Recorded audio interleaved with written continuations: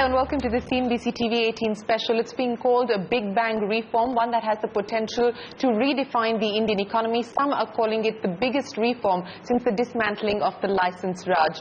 The man who's been responsible for pushing it through in the Rajya Sabha joins us today, the Finance Minister, Mr. Arun Jaitley. So congratulations to start with, and thank you very much for joining us on CNBC TV 18.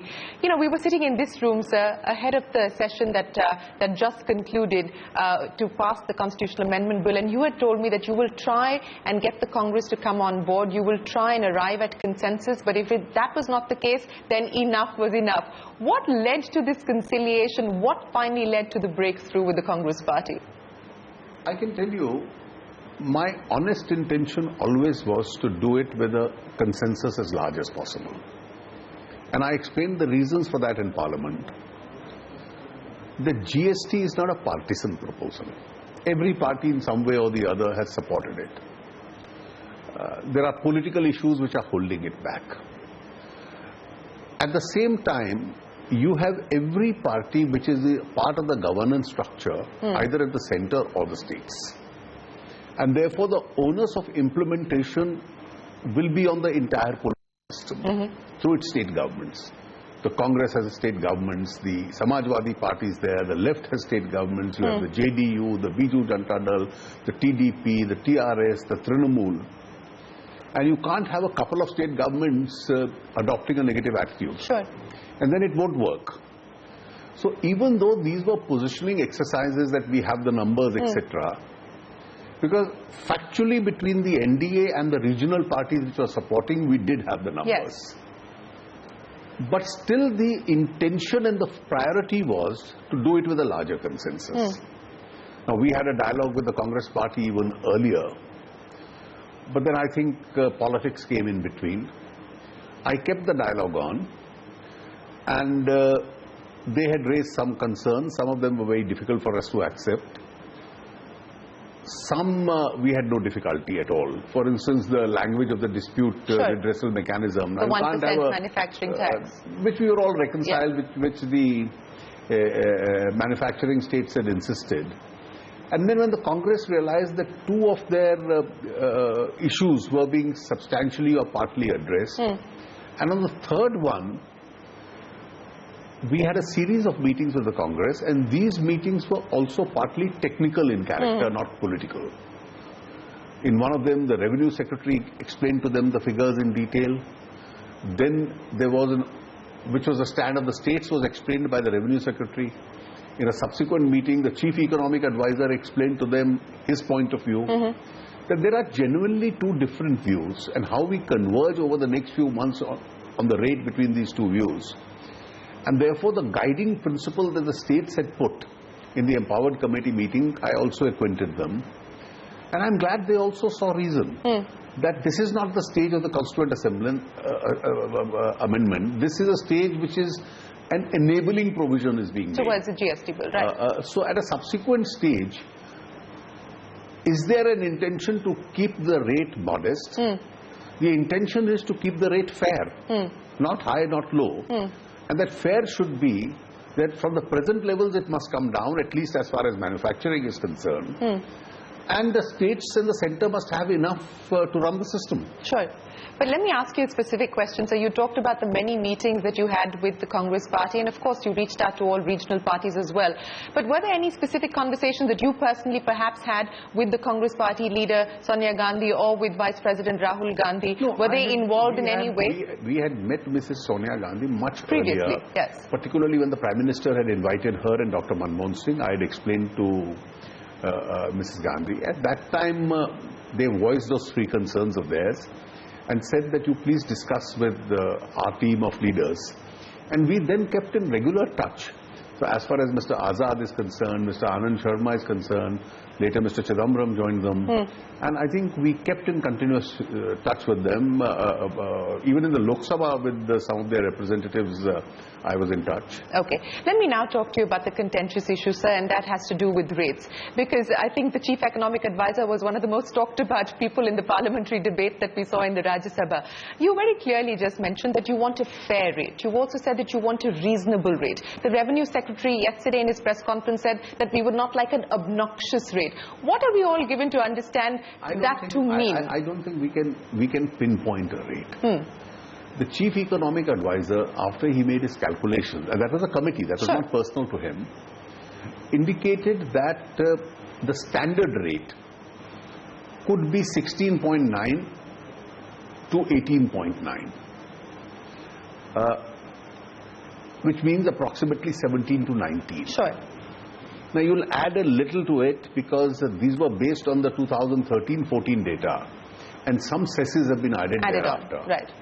You'll also have to add to it some quantum required for compensation to the states. And therefore, let's assume that that's the range or a little more which the chief economic advisor felt.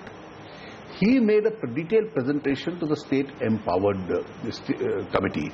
That's the state finance ministers. And I can tell you it's an institution which is being built up very well. This is not an institution where you can just talk and everybody will accept what your suggestion is. So there was a continuous discussion and so on. And then they realized that presently almost 80% plus of the items as far as the central government is concerned are on a standard rate of 12.5% excise duty.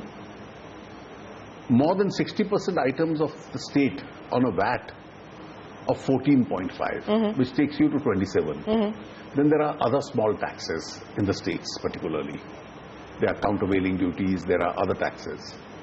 So some states said it moves today upwards of 30. Now, how do we immediately cut down so radically? And this was a concern of the states, that we are at the end of the day starved of revenue.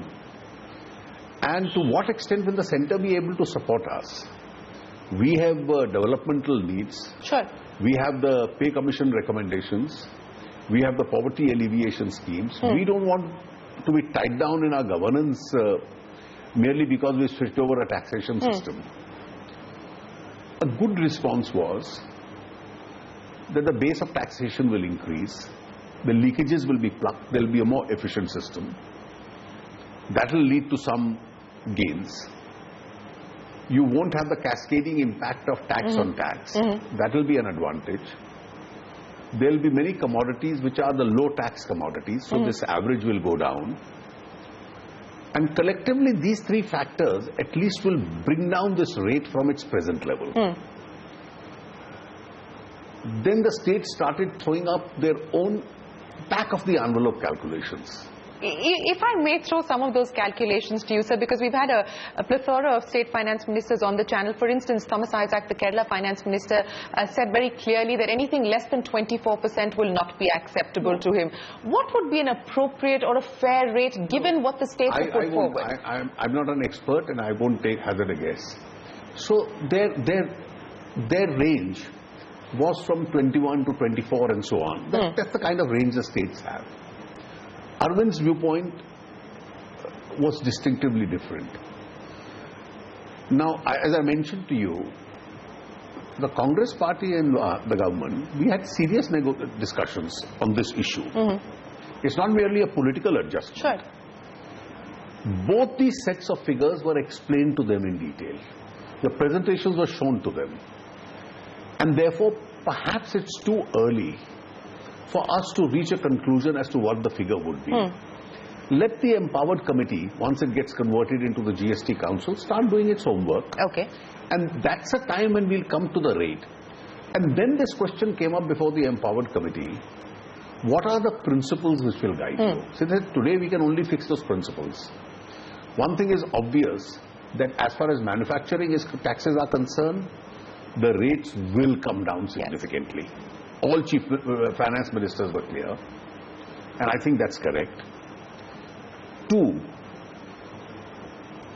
the rate that we eventually fix, there'll have to be slabs, different bands, should be adequate enough to meet the needs of governance.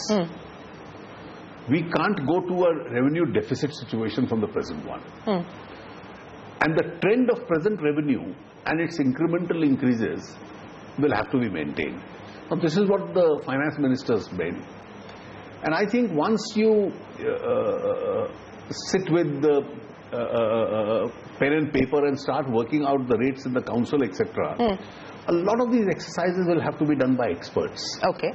And I'm quite certain with the kind of attitude the states have adopted, which is quite positive so far, things should move. There are challenges. There's probably light at the end of the tunnel. Okay. If I may pick up on some of those points that you talked about, sir, to start with, as far as the CA panel recommendations are concerned, the CA did say that some of the assumptions, or he didn't factor in some of the assumptions that you just spoke about, the cesses and so on and so forth. So should we expect a reworking of his report? No. I think his report should be seen on its own merits. At that time when he was working, the 13-14 data in detail was available, so he worked on it. How that translates on basis of the 15-16 data, sure, I think you'll have to evolve. Okay. Secondly, the idea of compensation was born thereafter.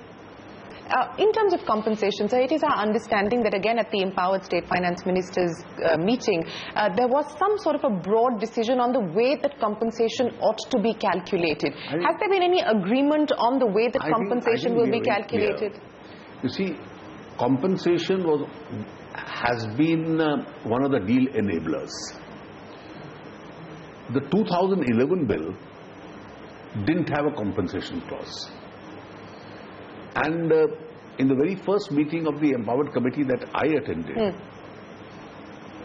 one of the two big questions that they raised to me was one relating to compensation. The other that CST compensation had not been paid to them, which we have not Fair paid. point. The initial suggestion was to follow the standing committee recommendation and pay us a compensation which in a staggered manner comes down during the 5-year period. They said no, full compensation for 5 years, fair enough. And the methodology will have to be calculated by the experts as the technical teams of the center and the states meet.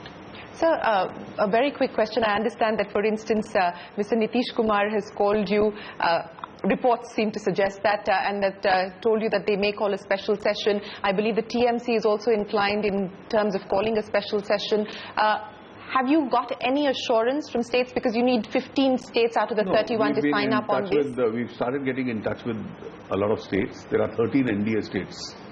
And then you have some non-NDA states like Bihar, Orissa, West Bengal, Andhra Pradesh, which are very active. Karnataka is very supportive.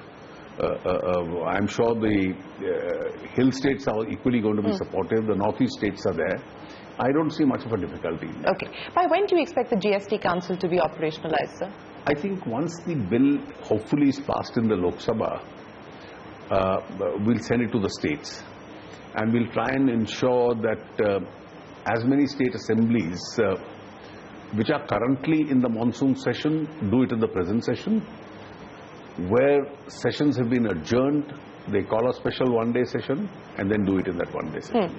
So you're hopeful that you're going to be able to meet all of these timelines. I know you haven't given a commitment on being able to roll out the GST on the 1st of April 2017, but given where things stand and given your conversations with various parties, do you believe that that is a realistic timeline, or do you believe it's a tough timeline to achieve?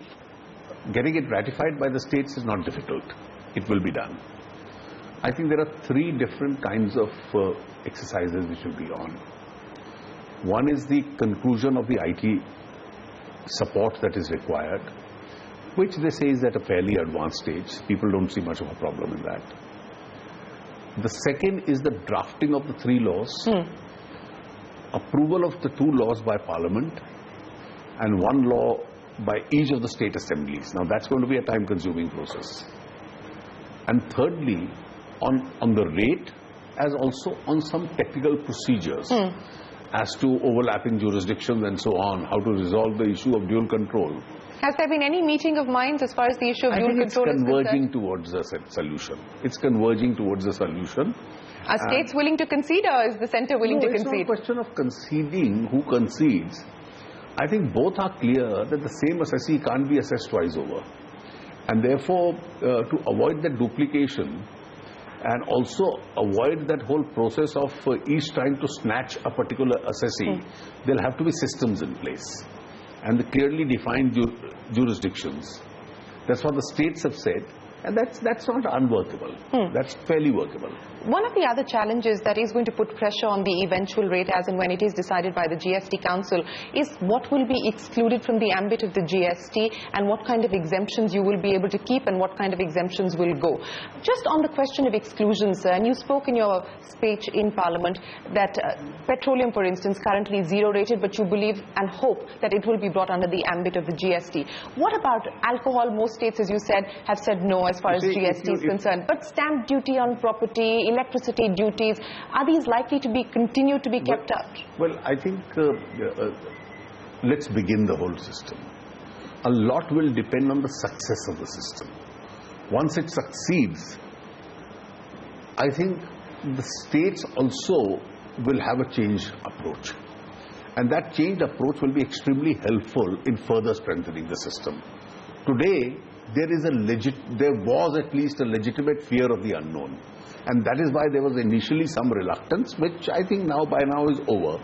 Once the system starts functioning, these are to be discussed only at a very subsequent stage, when you've tasted the success of the system. In terms of what the impact is likely to be as far as the fiscal target is concerned, the fiscal deficit target specifically, and all of this will depend on the rate structure, all of it will depend on the compensation calculation. But what is your own sense at this point in time? Well, I think we'd like to keep the rate revenue neutral so that it doesn't adversely impact on the fiscal targets itself. So will we see any kind of provision being made in the next budget? Well, let's wait. We'll assess it at that stage itself. It's too early. Today we are in August. The budget is end February.